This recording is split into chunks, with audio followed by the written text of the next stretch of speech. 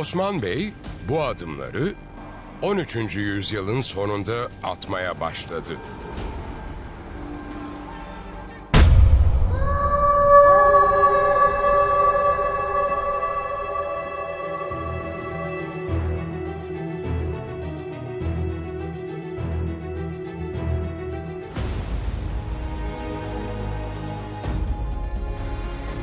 Bizans'ın iki imparatoru, 2. Andronikos ve 9. Mihail, atalarının topraklarını korumaya devam ediyordu.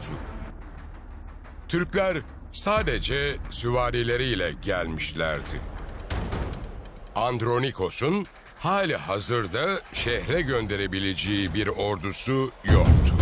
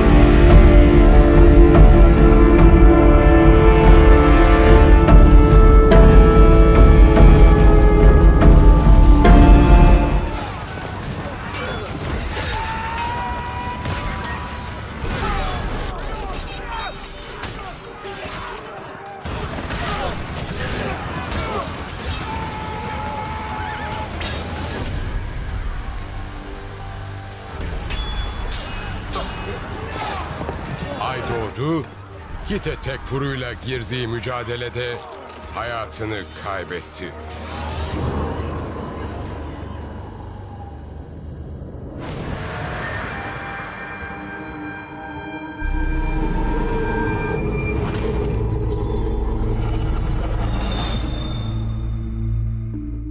कोरोलुश team ऐसे इकदामात करने जा रही है जो उस्मान सीरीज़ को एक मर्तबा फिर से हाई रेटिंग और मकबूलियत की नई बुलंदियों पर ले जाएगी।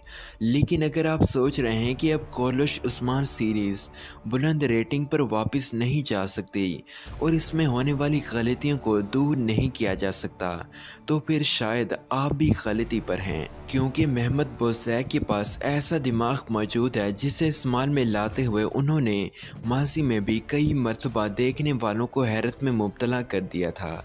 और इसीलिए तो अब कोरोलुश उस्मान के नए सीज़न की जो तैयारियां चल रही हैं, उन्हें देखने के बाद इस बात का अंदाज़ा लगाना भी मुश्किल नहीं रहा कि कोरोलुश उस्मान सीरीज़ में अब पहले से भी बढ़कर नई तब्दीलियां लाई जा रही हैं, जो कि इस सीरीज़ को शोहरत की नई बुलंदियों की तरफ ले जाएंगी। लेकिन ये सब कुछ कैसे मुमकिन होगा, इसके बारे में बहुत सी अहम मालूमात हम आपसे शेयर करेंगे, क्योंकि अब कोरोलुश उस्मान में ना सिर्फ बड़े नामों की वापसी होने जा रही है, बल्कि तारीखी किरदारों की वापसी के साथ साथ उस दौर के बड़े वाक़यात को भी इस सीरीज़ का हिस्सा बनाने की तैयारियां मुकम्मल की जा रही हैं। आज हम बात करेंगे कि कोरोलुश उस्मान सीरीज़ में कौन से 4 बड़े नाम लाए जा रहे हैं, कौन से फ़नकारों ने कोरोलुश सीरीज़ से अलहदगी का ऐलान किया है, कौन से मशहूर विलियंस 5वें सीज़न का हिस्सा बनेंगे।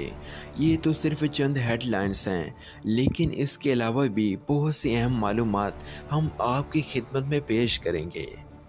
सबसे पहले बात करते हैं उस सूरत हाल के बारे में जिसके बारे में बहुत से लोग शुबहात का शिकार हैं। ये सूरत हाल है सल्जूकी रियासत और सल्जूकी ओहदेदारों की, क्योंकि जिस तरह गुज़िश्ता सीज़न के एक बड़े हिस्से में सल्जूकी रियासत और उसके किरदार को दिखाया जाता रहा, तो इनके आने से किसी को भी ये अंदाज़ा नहीं था कि सल्जूकी रियासत को चौथे सीज़न में तवील अरसे तक के लिए दिखाया जाएगा। लेकिन फिर जिस तरह इन किरदारों को लाकर कहानी में फिट किया गया, वो आप सबके सामने है।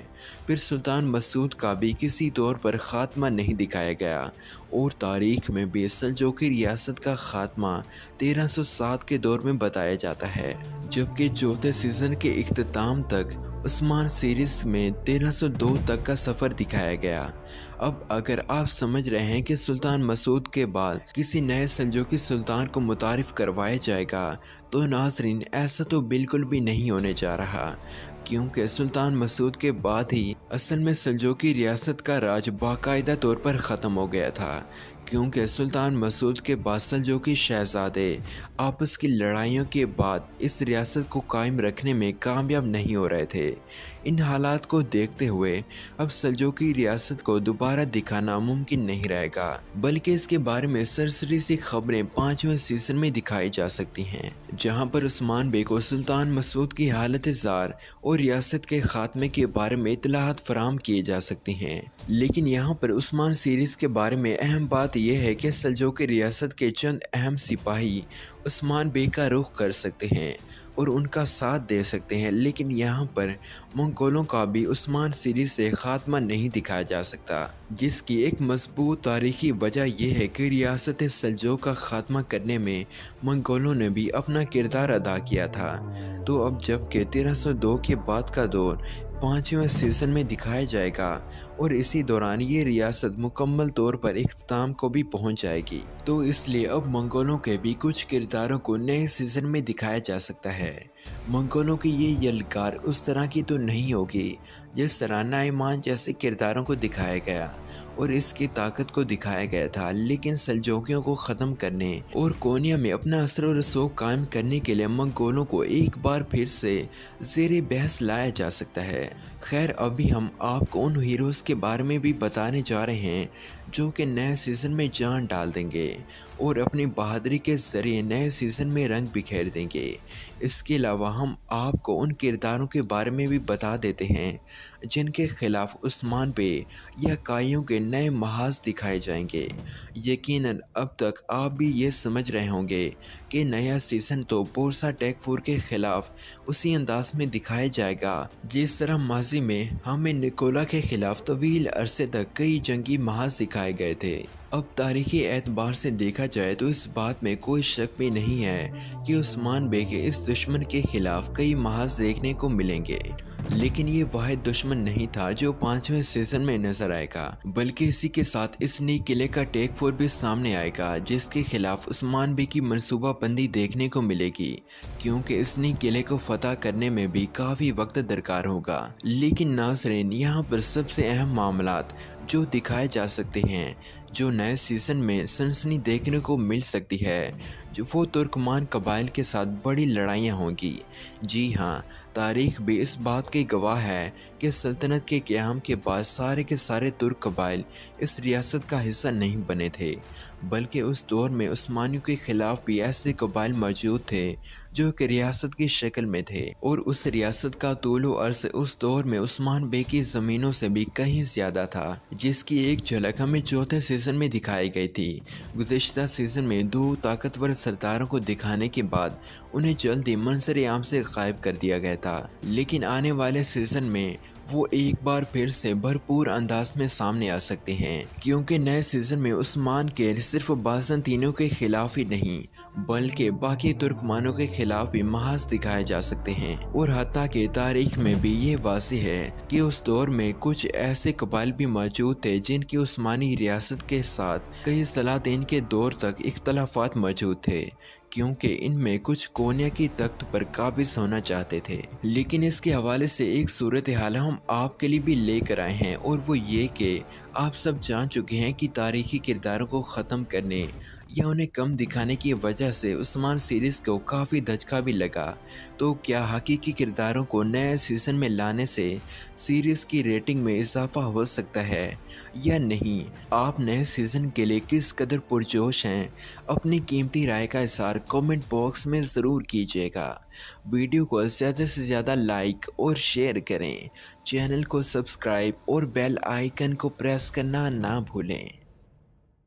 पहली जंग अज़ीम तक पूरा अरब तुर्की हुकूमत के मातहत था, और मुसलमानों के दोनों मुक़द्दस शहर मक्का और मदीना भी उसी तुर्की हुकूमत के मातहत थे। उस्मानी तुर्कों की एक ऐसी खसूसियत थी जिसकी बिना पर उस्मानी हुकूमत 600 साल से ज़्यादा अरसा तक रही, जिसकी मिसाल तारीख़ इस्लाम में दूसरी जगह नहीं मिलती। इस हुकूमत में बादशाह अपनी मनमानी नहीं करता, बल्कि मुशावरती कमेटी जिसमें आला सियासी दिमाग के लोग होते थे, उनसे मशवरा करके काम अंजाम देता था। उस्मानी बादशाहों के पास एक मजबूत और तरतीब याफ्ता फ़ौज थी, जो अपने वक्त के जदीद असलहा से लैस थी। उनका इखलाक और आला किरदार था। वो शराब, जुआ और बेहयाई के कामों से बहुत दूर रहते थे। ऐशो इशरत की ज़िंदगी गुजारना भी बुरा समझते थे। तुर्कों की इन खूबियों को तमाम मौरखीन ने कबूल किया है। मौलाना शिबली लिखते हैं कि तुर्कों ने 600 साल तक सल्तनत के साए में रहकर भी फजूल शान शौकत नहीं अपनाई। एक अंग्रेज़ तारीखदान लिखता है कि तुर्कों का 5 वक्त नमाज पढ़ना, साफ़ सफाई का ख्याल रखना, खाने से पहले हाथ धोना और गरीब से गरीब तुर्की घर की सफाई देखकर मुझे हैरत होती। डाका जनी, नकब जनी तो दूर की बात है, वो छोटी सी छोटी चीज़ को चोरी करना और सड़कों पर झगड़ा करना भी बुरा समझते। एक अंग्रेज़ राइटर लार्मेंट लिखता है, अगर कोई शख्स सड़क पर किसी औरत से मिलता तो तुर्क उसकी तरफ से मुंह फेर लेते। वो बेशर्म औरतों से नफरत करते। अगर किसी ईसाई से किसी तुर्की का झगड़ा हो जाता तो ईसाई अपनी बीवी को लड़ने के लिए छोड़ देता तो तुर्की मैदान छोड़कर भाग जाता। काश ये सिलसिला आज भी जारी रहता। तो आपकी क्या राय है? क्या सल्तनत उस्मानिया एक बार फिर से कायम होनी चाहिए? अपनी कीमती राय का इज़हार कमेंट बॉक्स में ज़रूर कीजिएगा। वीडियो पसंद आने की सूरत में ज़्यादा से ज़्यादा लाइक और शेयर करें। चैनल को सब्सक्राइब और बेल आइकन को प्रेस करना ना भूलें।